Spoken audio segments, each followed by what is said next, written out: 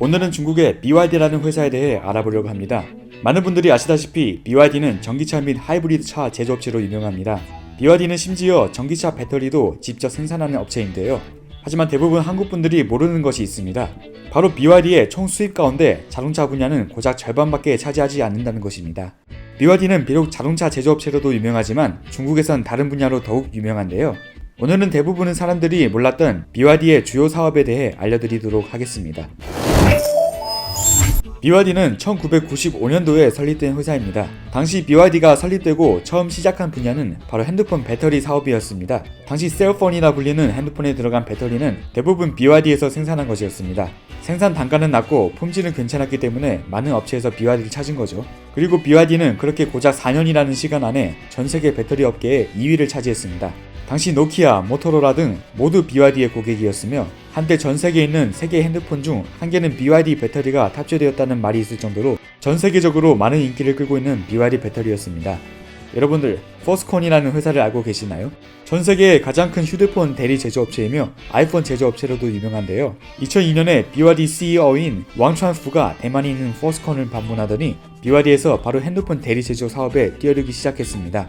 그리고 그렇게 몇 년 안 되어 BYD는 포스콘에 이어 두 번째로 큰 핸드폰 대리 제조업체가 되었는데요. 얼마 지나지 않아 포스콘에서 BYD를 고소했습니다. 핸드폰 대리 제조에 필요한 기밀이나 기술 등을 훔쳤다는 이유였는데요. 물론 증거 불충분으로 결국 승소에 실패했습니다. 그만큼 포스콘에서 BYD를 견제했다는 소리이죠. 그리고 바로 이때 워렌 버핏이 갑자기 BYD에 투자를 하게 됩니다. 2.3억 달러를 들여서 BYD의 10% 지분을 인수하게 되었는데요. 이때 많은 분들이 워렌 버핏이 BYD의 전기차와 전기차 배터리 생산의 잠재성을 보고 투자한 걸로 아시는데 사실 그것보단 핸드폰 대리 제조업을 보고 투자한 것이었습니다. 그 당시 BYD의 전기전자 엔지니어만 봐도 12,000명이 넘었으며 6,000개의 특허를 가지고 있어서 전기전자 산업만 전 세계 2위를 차지했습니다. BYD의 2020년 총 수입이 한국 돈으로 30조 원이었는데요. 그중 자동차 사업 수입이 한국 돈 14조 원이고 배터리 등의 사업이 2조 원, 그리고 휴대폰 제조 사업이 자그마치 14조 원이었습니다. 여러분, 화웨이 아시죠? 화웨이 스마트폰은 BYD에서 제조합니다. 심지어 삼성의 일부 스마트폰도 BYD에서 제조하는데요. 단순히 대리 제조만 하는 것이 아니라 핸드폰 부속품도 납품하기도 합니다.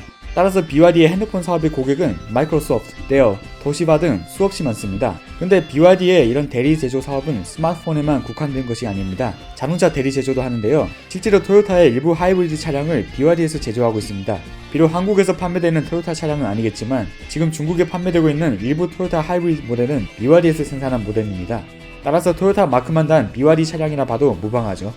BYD는 반도체 제조업체이기도 합니다. 주로 자동차에 탑재되는 칩을 제조하는데요. 수많은 중국 자동차 제조업체 가운데 유일하게 칩을 직접 생산하는 업체로서 타사 중국 자동차 브랜드도 BYD에서 생산하는 칩을 사용하기도 합니다. 이렇게 보니 정말 많은 일을 하고 있는 BYD이죠.